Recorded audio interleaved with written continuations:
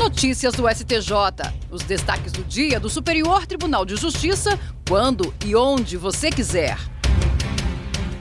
Olá, esse é o boletim com alguns destaques do STJ. A terceira turma do Superior Tribunal de Justiça decidiu que a indicação de poderes especialmente destinados à atuação extrajudicial não restringe os poderes gerais concedidos a advogados para representar uma parte em processos judiciais.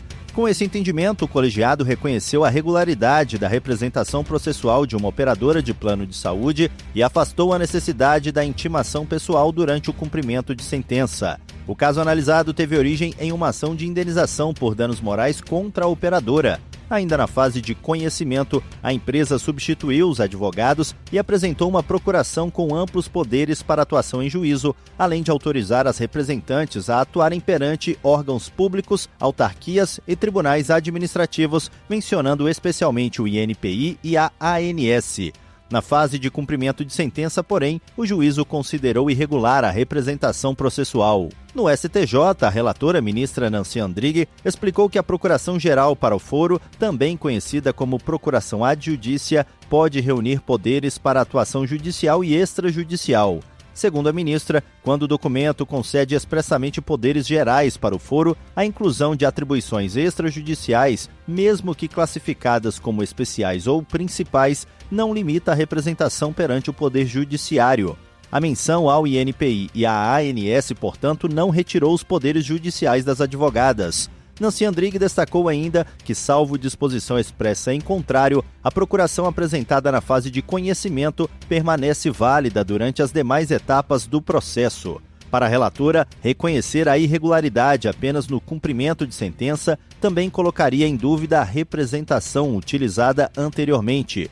Com isso, o colegiado da terceira turma restabeleceu a validade das intimações feitas em nome das advogadas e afastou a necessidade de intimação pessoal da empresa em respeito à celeridade e à economia processual.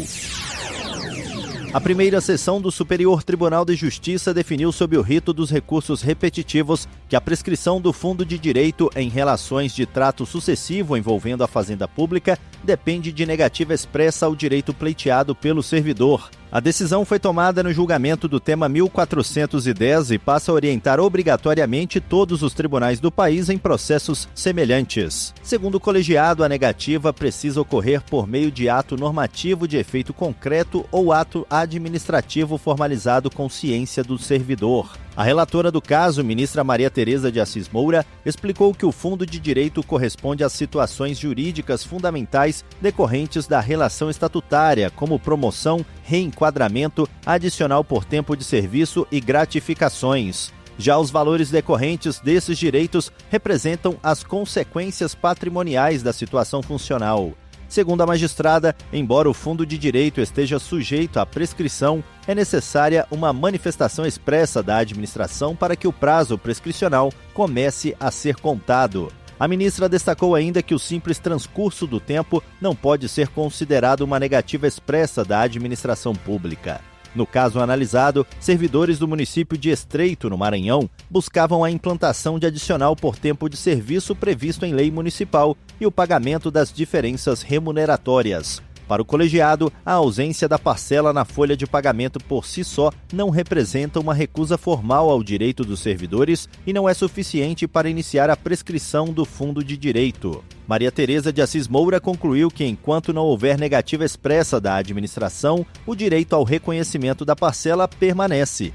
Nesse cenário, apenas as prestações vencidas são atingidas progressivamente pela prescrição. A decisão segue entendimento já adotado pelo STJ e estabelece que o prazo prescricional do fundo de direito não pode ser iniciado apenas pela inércia do poder público em implantar uma vantagem prevista em lei. A primeira sessão do Superior Tribunal de Justiça decidiu que o INSS pode cancelar administrativamente benefícios por incapacidade concedidos por decisão judicial definitiva, desde que respeite o devido processo legal. O entendimento foi firmado pela Corte no julgamento do tema 1157 dos recursos repetitivos, sob relatoria do ministro Teodoro Silva Santos. A decisão estabelece que o procedimento é válido mesmo sem a necessidade de uma ação revisional na Justiça. Segundo o colegiado, a legislação previdenciária obriga o INSS a revisar periodicamente os benefícios por incapacidade para verificar se continuam presentes as condições que justificaram a concessão. Essa regra também vale para benefícios concedidos por decisão judicial. Por isso, é indispensável a realização de perícia médica, que pode ocorrer de forma presencial, por telemedicina ou até por análise documental, conforme previsto em lei.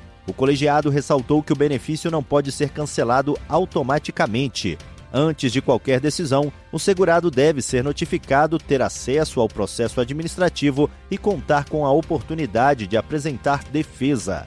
Somente após a conclusão desse procedimento e da perícia é que o INSS poderá decidir pela manutenção ou pelo encerramento do pagamento. Para o relator, ministro Teodoro Silva Santos, a revisão periódica busca conciliar a proteção ao segurado com a sustentabilidade do sistema previdenciário.